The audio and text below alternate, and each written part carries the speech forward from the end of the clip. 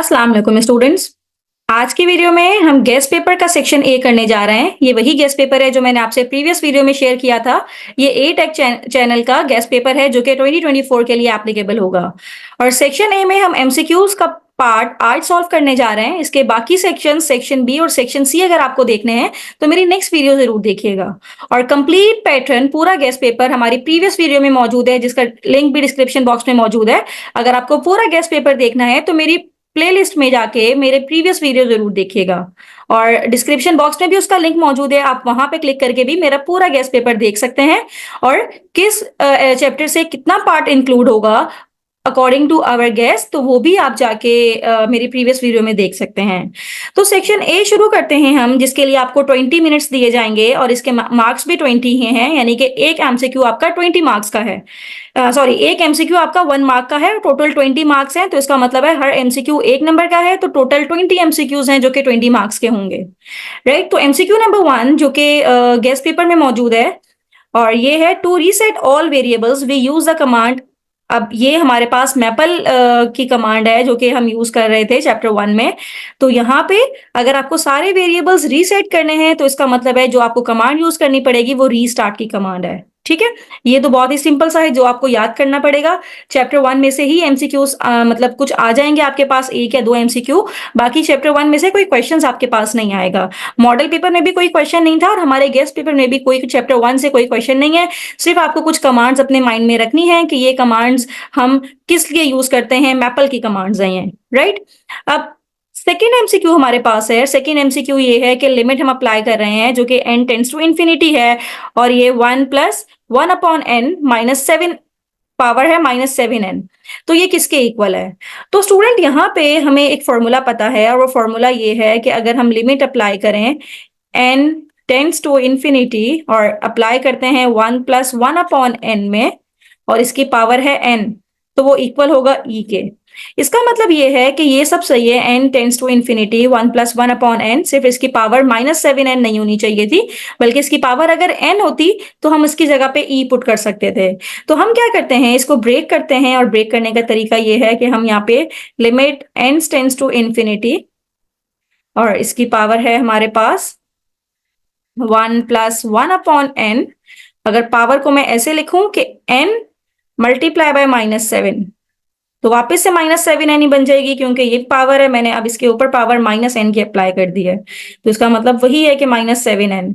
तो अब ये जो पूरी ये वाली टर्म है, यहां से लेके यहां तक n वाली टर्म है, तो ये तो इक्वल आ जाएगा e के, और पावर -7 है तो पावर -7 एज इट इज आ जाएगा। इसका मतलब ये है कि इसका करेक्ट ऑप्शन है option A, that is e की पावर -7। राइट, तो आपको ये फॉर्मूला याद होना चाहिए लिमिट का।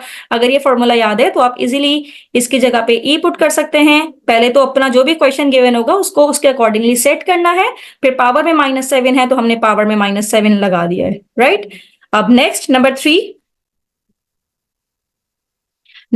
के लिए हमारे पास जो एमसीक्यू है ये है कि the set x such that x belongs to real number can be written as dash.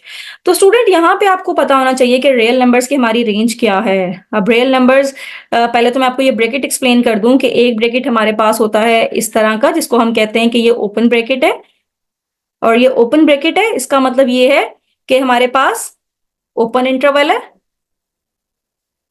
और ओपन इंटरवल की खास बात ये होती है कि इसमें जो P और Q है, यानी कि जो एंड पॉइंट है, इसको हम इंक्लूड नहीं करते, दे आर नॉट इंक्लूडेड। इससे पहले पहले सारे नंबर्स इंक्लूड होते हैं, P और Q इटसेल्फ इसमें इंक्लूड नहीं होते। लेकिन अगर मैं बात करूं ये P Q और इसके ब्रैकेट क्लोज ब्रैकेट है, जिसको हम कहते हैं कि ये क्लोज इंटरवल है, तो अगर आपके पास क्लोज इंटरवल है तो इसका मतलब ये होगा कि ये P और Q यानी कि जो एंड पॉइंट्स हैं उसको हम इंक्लूड करते हैं, P और Q इसमें इंक्लूडेड होते हैं। तो स्टूडेंट यहाँ पे समझने वाली बात ये है कि रियल नंबर्स हमारे पास होते हैं -इन्फिनिटी से +इन्फिनिटी, क्योंकि रियल नंबर्स की ना तो लोअर लिमिट में कोई उसकी लिमिट है, ना ही अपर लिमिट में, मतलब कहीं पे ये स्टॉप होते ही नहीं है। लेकिन हमें ये वाले ब्रैकेट्स यूज करने चाहिए, क्योंकि -इन्फिनिटी +इन्फिनिटी खुद तो इंक्लूड नहीं होते ना, यानी कि इससे पहले पहले के सारे नंबर्स इंक्लूड होते हैं। So we have to use the open interval -infinity से +इन्फिनिटी।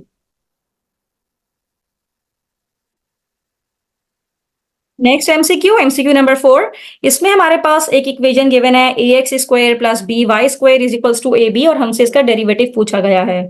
तो स्टूडेंट यहाँ पे इम्प्लिसिट डिफरेंशिएशन आपको पता होगी जो हमने पढ़ी हुई है, a x square plus b y square is equals to a b. अगर मैं दोनों साइड पे इसका डेरिवेटिव ले लूं, क्योंकि मुझे D Y upon D X देखना है, दोनों साइड पे हम डेरिवेटिव अप्लाई कर देते हैं, प्लस बी वाई स्क्वायर। अब ए बी तो कांस्टेंट है, तो ए बी का डेरिवेटिव मैं डायरेक्ट यहाँ पे 0 पुट कर देती हूँ। अब ए एक्स स्क्वायर, एक्स के रिस्पेक्ट से हम डिफरेंशिएट कर रहे हैं, तो ए तो एज इट इज आएगा, और एक्स स्क्वायर का डेरिवेटिव 2x, तो 2ax। और इसी तरह यहाँ पे भी y के रिस्पेक्ट, y को हम x के रिस्पेक्ट से डिफरेंशिएट कर रहे हैं, तो 2by पहले हो जाएगा, फिर साथ में dy अपॉन dx भी रहेगा, क्योंकि हम जो डिफरेंशिएट कर रहे हैं वो x के रिस्पेक्ट से है, और यहाँ पे ये y मौजूद है, तो यहाँ पे इम्प्लिसिट डिफरेंशिएशन अप्लाई होगी। तो अब ये 2ax इक्वल्स टू के जब दूसरी साइड पे जाएगा तो ये माइनस में हो जाएगा, बाकी ये वाली टर्म तो एज इट इज रहेगी, और ये हो जाएगा -2ax, राइट। अब ये जो dy अपॉन dx है, यहाँ पे -2ax, और डिवाइड में आ जाएगा, ये 2by यहाँ पे मल्टीप्लाई हो रहा था, यहाँ के डिवाइड हो जाएगा 2by, तो 2 से 2 कैंसिल हुआ, मेरे पास जो रिजल्ट आया -ax अपॉन by, यानी कि जो डेरिवेटिव का रिजल्ट आया dy अपॉन dx, ये है -ax अपॉन by। तो इसका मतलब है option C is the right answer, जो कि -ax अपॉन by है, राइट। तो इस तरह से इम्प्लिसिट डिफरेंशिएशन को हमने यहाँ पे सॉल्व किया है। फिर नेक्स्ट एमसीक्यू हमारे पास है, if y is equals to ten inverse under root x, इसका भी हमने डेरिवेटिव निकालना है। तो स्टूडेंट सबसे पहले तो आपको ये पता होना चाहिए कि अगर मुझे सिंपल 10x का डेरिवेटिव लेना है, ये फॉर्मूला आपको पता होना चाहिए ना, टेन इनवर्स x का डेरिवेटिव किसके इक्वल है, ये इक्वल होता है 1 अपॉन 1 प्लस एक्स स्क्वायर के, ठीक है। ये तो फॉर्मूला जो आपको याद होना चाहिए। लेकिन अब मेरे पास टेन इनवर्स x नहीं है, बल्कि ten inverse under root x है। तो जब मैं इसका डेरिवेटिव निकालूंगी, यानी कि dy अपॉन dx जब हम निकालेंगे, तो टेन इनवर्स x है, तो 1 अपॉन 1 प्लस, अब x की जगह पे अंडर रूट एक्स, यानी कि फॉर्मूला यही वाला हमने अप्लाई किया है, लेकिन इस x की जगह पे अब अंडर रूट एक्स था, तो हमने अंडर रूट एक्स के ऊपर स्क्वायर लगा दिया। फिर इसके बाद डेरिवेटिव हमने किसका लेना है, इसके एंगल का, यानी कि अंडर रूट एक्स का डेरिवेटिव भी ले लेना है, ठीक है। अब ये इक्वल आ जाएगा 1 अपॉन, ये रूट से स्क्वायर कैंसिल होके 1 प्लस एक्स, और डेरिवेटिव अंडर रूट एक्स का लेंगे, तो अंडर रूट एक्स का मतलब है एक्स की पावर 1/2, तो 1/2, फिर एक्स की पावर 1/2 -1 करेंगे, तो ये आ जाएगी -1/2।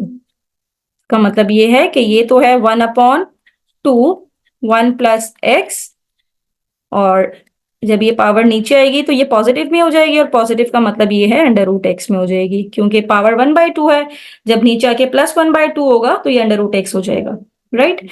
अब ये इसको हम मल्टीप्लाई करके लिखते हैं यहाँ पे किस तरह से, 1/2, अंडर रूट एक्स 1 से भी मल्टीप्लाई होगा, ये हो जाएगा अंडर रूट एक्स, फिर अंडर रूट एक्स एक्स से मल्टीप्लाई होगा, तो ये आ जाएगा एक्स अंडर रूट एक्स। तो ये हमारे पास राइट ऑप्शन होगा। 1 को हम सेंटर में लिख लेते हैं यहाँ पे, तो ये हो जाएगा 1/2 under root x plus x under root x, it's mean option D is the right answer, जो कि यही है, under 1/2 under root x plus x under root x. तो इस तरह से हमने एमसीक्यू नंबर 5 भी सॉल्व कर लिया अपने पास। फिर नेक्स्ट एमसीक्यू की तरफ चलते हैं। एमसीक्यू नंबर 6 है, what will be the nth derivative of 2e की पावर x। हम सपोज करते हैं कि y is equals to 2e की पावर x है, हम इसका फर्स्ट डेरिवेटिव ले लें अगर, तो 2 तो एज इट इज आएगा, e की पावर x का डेरिवेटिव e की पावर x ही रहेगा। अब मैं इसका जितना भी डेरिवेटिव ले लूं, 2e की पावर x का डेरिवेटिव 2e की पावर x ही रहेगा। अगर मैं थर्ड डेरिवेटिव भी ले लूं, तब भी 2 एज इट इज, e की पावर x का डेरिवेटिव e की पावर x। तो अगर मैं nth तक भी ले जाऊं, मतलब 3 4 5 में nth तक भी डेरिवेटिव ले जाऊं, तो जितने मर्जी डेरिवेटिव ले जाऊं, इसका आंसर 2e की पावर x ही रहेगा। It's mean option C is the right answer, right. अब नेक्स्ट हम देख लेते हैं, a function f of x is said to be decreasing function when x1 is less than x2 and dash। तो इसमें function की वैल्यू क्या होनी चाहिए, तो स्टूडेंट यहाँ पे हमें देखना पड़ेगा, सपोज दैट ये y एक्सिस है हमारे पास और ये x एक्सिस है, ठीक है। यहाँ पे कहीं ये x1 है और यहाँ पे कहीं ये x2 है। इसको थोड़ा सा प्रॉपर बना लेते हैं। अब यहाँ पे सपोज दैट कहीं x1 है हमारे पास और यहाँ पे x2 है, ठीक है? और मेरा जो फंक्शन जा रहा है, अगर डिक्रीजिंग फंक्शन की बात हो तो वो फंक्शन डिक्रीजिंग कुछ इस टाइप का फंक्शन होता है। अब ये x1 है तो इसका मतलब है इसके साथ ये मेरा जो पॉइंट होगा y की वैल्यू होगी x1 इधर होगी, फंक्शन की x1 की वैल्यू, और x2 की वैल्यू हमारे पास यहाँ कहीं होगी, ये है f of x2। Function decreasing है, ये मैंने डिक्रीजिंग का आपको ग्राफ बना के दिखाया है। अगर x1 छोटा है x2 से, क्योंकि x1 देखे ना पहले आ रहा है, अब सपोज दैट ये अगर मैं नंबरिंग कर दूं 1 2 3 4 5 नंबरिंग कर दूं, तो इसका मतलब है x1 is less than x2, right? तो f ऑफ x1 ऊपर है, अगर मैं यहां पे भी नंबरिंग कर दूं सपोज 1 ये 2 ये 3, तो इसका मतलब है f ऑफ x1 मेरे पास बड़ा होगा और f ऑफ x2 छोटा होगा, राइट? अगर ये कंडीशन होती है तब तो मेरा फंक्शन डिक्रीजिंग फंक्शन कहलाएगा। ये कंडीशन फुलफिल होना चाहिए कि x1 पे जो आपके फंक्शन की वैल्यू होगी वो बड़ी होनी चाहिए और x2 पे फंक्शन की वैल्यू छोटी होनी चाहिए। अगर ऐसा हो जाता है तो इसका मतलब है फंक्शन आपके पास डिक्रीजिंग फंक्शन है। It's mean option B is the right answer कि f of x1 should greater than f of x2। और ये क्यों होता है ये मैंने आपको ग्राफ के जरिए से एक्सप्लेन कर दिया। Now moving towards the next MCQ, MCQ number 8. If y is equals to tan inverse x, then double derivative of y और वैल्यू इस पे पुट करनी है 1। तो पहले y है हमारे पास tan इनवर्स x, इसका डेरिवेटिव लें तो 1/1 + x²। फॉर्मूला आपको याद होना चाहिए, राइट? और इसको हम ऐसे भी लिख सकते हैं कि 1 + x², जब ऊपर जाएगा, ये तो डिनोमिनेटर में है ना, जब ऊपर जाएगा तो पावर -1 में हो जाएगी। अब मुझे निकालना है इसका सेकंड डेरिवेटिव, यानी कि इस वाले फंक्शन का डेरिवेटिव। तो -1 तो नीचे आ जाएगा और 1 + x² पावर -1 है, तो डेरिवेटिव का रूल है कि पावर -1 और -1 यानी कि ये -2 हो जाएगा। और फिर डेरिवेटिव लेंगे हम अंदर वाले फंक्शन का, 1 का डेरिवेटिव 0 और x² का डेरिवेटिव 2x, राइट? तो अब ये हो जाएगा मेरे पास y double derivative is equals to minus, अब ये वाली पूरी टर्म तो नीचे चली जाएगी क्योंकि पावर माइनस में है, नीचे आके पावर प्लस में हो जाएगी। तो ये हो जाएगा 1 + x² और इसकी पावर प्लस का 2। अब वैल्यू पुट करते हैं 1 की, y डबल डेरिवेटिव ऑफ 1, जहां जहां पे x है हम 1 पुट कर देंगे। तो 1 पुट करेंगे तो ऊपर सिर्फ -2 रह जाएगा क्योंकि 2 1 2 हो जाएगा। यहाँ पे भी 1 पुट करें, 1 1 का स्क्वायर 1 ही रहेगा, 1 + 1 2 और 2 का square 4। 2 1 2, 2 2 4, -1/2 is the right answer, or -1/2 is the option A. It's mean option A is the right answer. Now moving towards the next MCQ, मेरे पास A वेक्टर गिवन है। A वेक्टर क्या है मेरे पास? ये है 2i + 3j + 5k और मुझे इसका डेरिवेटिव लेना है t की रिस्पेक्ट से। तो स्टूडेंट अगर मैं t की रिस्पेक्ट से इसका डेरिवेटिव लूं तो कहीं पे t फंक्शन है ही नहीं, यहाँ पे भी t फंक्शन नहीं है, सारे कांस्टेंट हैं तो इसका डेरिवेटिव 0 आएगा। यहाँ पे भी t फंक्शन नहीं है, कांस्टेंट है, इसका डेरिवेटिव भी 0 आएगा। यहाँ पे भी फंक्शन t नहीं है, पूरा कांस्टेंट है, इसका डेरिवेटिव भी 0 आएगा। इट्स मीन जब हम डेरिवेटिव लेंगे तो इसका आंसर आएगा c जो कि 0 है, right? It's mean option c is the right answer. Now moving towards the MCQ number 10। अब एमसीक्यू नंबर 10 ये है कि मुझे इंटीग्रल लेना है किसका? 1 + tan² x dx का। तो स्टूडेंट एक फॉर्मूला हमारे पास मौजूद होता है जिसको हम ट्रिग्नोमेट्रिक आइडेंटिटी भी कहते हैं कि अगर आपके पास 1 + tan² x है तो ये इक्वल होता है sec² x के। तो इसका मतलब है अब मुझे इंटीग्रल निकालना है sec² x dx का, ठीक है? और ये फॉर्मूला इंटीग्रेशन का हमारे पास मौजूद होता है कि sec² का इंटीग्रल होता है tan x + c, tan x + c, और tan x + c is in option A. It's mean option A is the right answer. Now moving towards number 11, और नंबर 11 में जो हमारे पास इंटीग्रल है ये है e ln x³ और dx। स्टूडेंट आपको मैंने पहले भी बताया था कि जहां पे भी e और ln साथ में आ जाए बिल्कुल तो वो आपस में कैंसिल आउट हो जाते हैं। इसका मतलब है ये सिर्फ और सिर्फ रह गया x³ dx, और x की पावर 3 जब इंटीग्रल लेंगे तो ये हो जाएगा x की power 4/4 + c। It's mean option C is the right answer, that is x की power 4/4 + c. Now moving towards number 7, if the line coincides with x-axis then its equation is dash. अब ये x-axis हमें बनाना है, यहाँ पे ये x-axis है और ये जो एक्स एक्सिस है और कह रहे हैं कि हमारे पास कोई रैंडम लाइन है जो कि एक्स एक्सिस पे ही हमारे पास मिल गई है, मतलब ये दोनों लाइन एक ही जगह पर है। तो इसकी इक्वेशन क्या होगी? मतलब ये दोनों बिल्कुल ओवरलैपिंग लाइन है।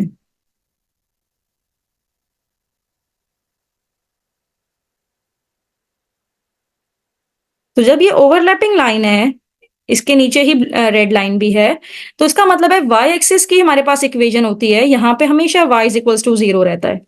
क्योंकि अगर मैं इसका आपको कोऑर्डिनेट पूछूं, ये 1 है, ये 2 है, ये 3 है, अगर मैं इसके कोऑर्डिनेट पूछूं, आप कहेंगे x की वैल्यू 1 है और y 0 है। यहाँ पे x की वैल्यू 2 है, y 0 है। यहाँ पे x की वैल्यू 3 है और y 0 है। तो ये x एक्सिस वो इक्वेशन होती है जिसमें y इज इक्वल्स टू 0 होता है। It's mean option C is the right answer. अगर y एक्सिस के बारे में हमसे पूछा जाता तो हम कहते x इज इक्वल्स टू 0, क्योंकि इसमें थ्रू आउट x 0 रहता है। राइट अभी हमसे x एक्सिस के बारे में पूछा गया था तो इसमें y इज इक्वल्स टू 0 रहता है। Option C is the right answer. Now moving toward the next MCQ, that is a line with slope. Slope को रिप्रेजेंट करते हैं m से 1/2 एंड y इंटरसेप्ट जिसको हम रिप्रेजेंट करते हैं c से, उसकी वैल्यू भी गिवन है 7। तो हमारे पास लाइन क्या होगी? y is equals to mx plus c। m की वैल्यू भी गिवन है, दैट इज 1/2x, और c की वैल्यू यानी कि y इंटरसेप्ट है 7। तो कौन सा ऑप्शन करेक्ट हुआ? Option B, y is equals to 1/2x plus 7। Now moving towards number 14, the radius of this circle, equation given है x square plus y square plus 4x plus 6y plus 1 is equals to 0 is dash। अब इसकी standard equation होती है x square plus y square plus 2gx plus 2fy plus C is equals to 0। अगर मैं compare करूं तो ये x square cancel, y square cancel, 4x equal है 2gx के। x से x अगर कैंसिल हुआ तो 2g की वैल्यू आ गई 4 और यहां से 2f की वैल्यू आ जाएगी 6 और कांस्टेंट तो c है जो कि इक्वल आ जाएगा 1 के। तो g की वैल्यू आ जाएगी 4/2, 4 वन जा 4, 2 वन जा 2, 2 2 जा 4, यानी कि g की वैल्यू 2, f की वैल्यू यहाँ से 6 डिवाइडेड बाई 2 दैट इज 3 और c तो 1 ही है। अब मुझे रेडियस निकालना है, तो रेडियस का फॉर्मूला हमने पढ़ा हुआ है जब हमने सर्किल का चैप्टर पढ़ा था। तो ये इक्वल होता है जी square plus F square minus सी। अब जी क्या है मेरे पास? 2, यानी कि 2 का स्क्वायर प्लस 3 का स्क्वायर और माइनस कांस्टेंट है 1। तो ये इक्वल आ जाएगा, 2 का स्क्वायर है 4, 3 का स्क्वायर है 9 माइनस 1, 9 प्लस 4 13, 13 माइनस 1 √12। तो it's mean √12 is the right answer और √12 है ऑप्शन नंबर बी में। Option B is the right answer, √12। अब स्टूडेंट नेक्स्ट एमसीक्यू नंबर 15 है कि if the circle is x square plus y square is equal to 64। यहाँ पे हम rewrite करते हैं x square plus y square is equal to 64 और point है हमारे पास 3,3, यानी कि x की जगह पे भी हम 3 पुट करेंगे और y की जगह पे भी जब 3 पुट करेंगे तो इस इक्वेशन में x स्क्वायर यानी कि 3 का स्क्वायर प्लस वाई स्क्वायर यानी कि 3 का स्क्वायर, 3 का square is 9 plus 9, 9 plus 9 is 18 और 18 हमारे पास इस साइड पे क्या है? 64। 18 इज लेस देन 64। सॉरी, ऐसे नहीं करते, या तो फिर इसको इस तरह भी कर सकते हैं या फिर हम इस तरह से भी कर सकते हैं कि 64 को अगर मैं इधर ले आऊं और यहाँ पे 0 कर दूं, यानी कि एक इक्वेशन और हम यहाँ पे लिख लेते हैं x square plus y square minus 64, ये भी कर सकते हैं। ठीक है, तो जब माइनस 64 हमने यहाँ पे किया -64, तो 9 प्लस 9 18, 18 माइनस 64 जब करेंगे तो ये आ जाएगा -46 और -46 ये लेस देन 0 है। ठीक है, अब ये अगर इक्वल्स टू 0 होता इसका आंसर एक्स और वाई की वैल्यू पुट करने के बाद, तो हम कहते कि वो जो पॉइंट है वो सर्किल के ऊपर है, यानी कि ऑन द सर्किल है। लेकिन ये लेस देन 0 है। लेस देन 0 का मतलब ये है कि ये जो पॉइंट है ये सर्किल के अंदर है, इनसाइड द सर्किल है। और अगर ये पॉजिटिव आंसर आता तो हम कहते हैं कि ये आउटसाइड द सर्किल है। राइट, अब इस केस में जब ये लेस देन 0 है यानी कि नेगेटिव में है, तो इसका मतलब है कि ये जो गिवन पॉइंट है 3,3 ये हमारा सर्किल के अंदर है। Option B is the right answer.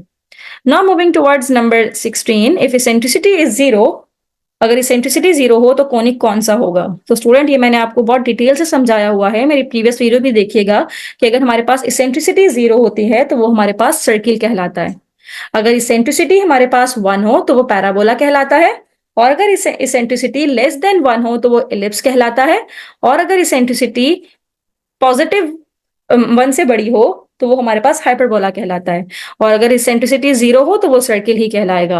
अब इसेंट्रिसिटी होता क्या है ये देखने के लिए मेरी वीडियो जरूर देखिए जो हमने चैप्टर 9 के शुरू में बनाई थी, जिसमें हमने डिटेल से एक्सप्लेन किया था कि इसेंट्रिसिटी क्या होता है। Eccentricity is basically the ratio between distance from focus to any point on the conic and distance from directrix to that point. अभी डायरेक्ट्रिक्स क्या होता है, ये सब चीजें क्या होती हैं, ये आपको मेरी प्रीवियस वीडियो देख के डिटेल से समझ में आ जाएगा। Now moving toward the next MCQ, conjugate hyperbola to this hyperbola is dash. अब conjugate hyperbola क्या होता है स्टूडेंट्स? लेट से मेरे पास ये है x square upon a square minus y square upon B square is equals to 1। ये मेरे पास कोई हाइपरबोला गिवन है और मुझे इसका कॉन्जुगेट हाइपरबोला निकालना है। कॉन्जुगेट हाइपरबोला का मतलब है कि उसके एक्सेस जो ट्रांसवर्स एक्सेस हैं वो कन्वर्ट हो जाएंगे इसके दूसरे एक्सेस में। ठीक है, कॉन्जुगेट हाइपरबोला की जो इक्वेशन होगी वो हमारे पास होगी, अब y square upon B square पहले आ जाएगा क्योंकि इनके एक्सिस चेंज हो जाते हैं, और माइनस एक्स स्क्वायर अपॉन ए स्क्वायर बाद में आएगा इज इक्वल्स टू 1। अब इसमें भी यही काम करेंगे, ये हमारे पास गिवन है x square upon 5 minus y square upon 6 is equals to 1। अब मुझे निकालना है इसका कॉन्जुगेट हाइपरबोला, तो वाई स्क्वायर अपॉन 6 वाली टर्म आ जाएगी पहले क्योंकि इसके ट्रांसवर्स एक्सिस चेंज हो जाएगा, और एक्स स्क्वायर अपॉन 5 वाली टर्म आ जाएगी बाद में is equals to 1। This is your right answer. और ये कहां पे है, y square upon 6 minus x square upon 5 is equals to 1। It's mean option B is the right answer.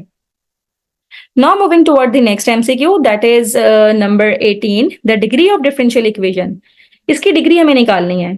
तो स्टूडेंट आप सबसे पहले ये चेक करें कि हाईएस्ट ऑर्डर कहाँ पे है।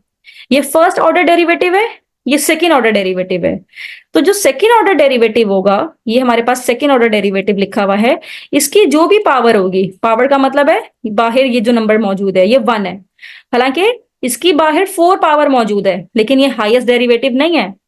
हाईएस्ट डेरिवेटिव की जो पावर होती है वो डिग्री कहलाती है। तो ये हाईएस्ट डेरिवेटिव है जो कि ऑर्डर 2 का है और इसकी पावर है 1। It's mean the degree of the given differential equation is 1। Option C is the right answer. Now moving towards number 19, the function f of x y हमें गिवन है जो कि है 10 2x अपॉन 3y। ये homogeneous function है और इसकी degree हमें निकालनी है। तो डिग्री निकालने के लिए स्टूडेंट आपको क्या करना है, जहां जहां पे x है आप tx पुट कर दें और जहां जहां y है आप ty पुट कर दें। तो अगर मैं यहां पे भी x की जगह पे ये हो जाएगा tx और y की जगह पे ये हो जाएगा ty, राइट। अब ये t अपॉन t दोनों में सेम है तो इसको हम बाहर निकाल सकते हैं। जब इसको हम बाहर निकाल लेंगे तो ये, या इसको डायरेक्ट कैंसिल भी हम कर दें, तो कैंसिल भी कर दें तो ये रह जाएगा 2x अपॉन 3y, यानी कि as it is function repeat हो गया। इसमें जो t की पावर थी वो 0 हो गई क्योंकि दोनों t कैंसिल हो गए ना, तो t की पावर 0 रह गई। तो जब हम f of tx comma ty निकालें और वो इक्वल आ जाए t की पावर 0 और बाकी function as it is repeat हो जाए, तो जो डिग्री होती है वो t की पावर होती है बेसिकली, तो इसका मतलब है इसकी डिग्री है 0। It's mean option D is the right answer क्योंकि ये एक ऐसा होमोजेनियस फंक्शन है जिसमें t की पावर 0 आ गई है, तो इसका मतलब है इसकी डिग्री हमारे पास 0 हो गई है। Now moving toward the last MCQ, कि न्यूटन रैप्सन मेथड फेल होता है when derivative value of F of x become dash. अब स्टूडेंट आपको न्यूटन रैप्सन मेथड का फॉर्मूला पता है, अगर हम इसका फर्स्ट राइटेशन करते हैं तो इसका फॉर्मूला होता है x not minus F of x not divided by F dash of x not, यानी कि डेरिवेटिव वाली टर्म डिनोमिनेटर में आती है। अगर यही टर्म 0 हो जाए तो इसका मतलब है ये पूरी टर्म खत्म हो जाएगी क्योंकि 1 अपॉन 0 इंफिनिटी हो जाता है। तो जब ये इंफिनिटी आएगा तो ऑब्वियसली हम न्यूटन रैप्सन की अगली इटरेशन नहीं कर पाएंगे। तो इसका मतलब है कि अगर न्यूटन रैप्सन मेथड में डेरिवेटिव ऑफ फंक्शन की वैल्यू 0 आ जाए तो न्यूटन रैप्सन मेथड फेल हो जाता है। It's mean option C is the right answer. तो स्टूडेंट यहाँ पे हमने पूरे 20 एमसीक्यूज कर लिए हैं। इसके अलावा अगली वीडियो में हम सेक्शन बी का सॉल्यूशन करेंगे। तो अगर आपको सेक्शन बी का सॉल्यूशन देखना है तो मेरी अगली वीडियो जरूर देखिएगा। यहाँ पे हमने सारे एमसीक्यूज कंप्लीट कर लिए हैं। अगर किसी भी एमसीक्यू में कोई प्रॉब्लम हो तो मुझे कॉमेंट बॉक्स में जरूर बताइए। थैंक यू सो मच कि आपने मेरी वीडियो एंड तक देखी। आप मेरी वीडियो को अपने फ्रेंड्स के साथ जरूर शेयर कीजिए, मेरे चैनल को सब्सक्राइब कीजिए और कमेंट जरूर कीजिए। Thank you so much.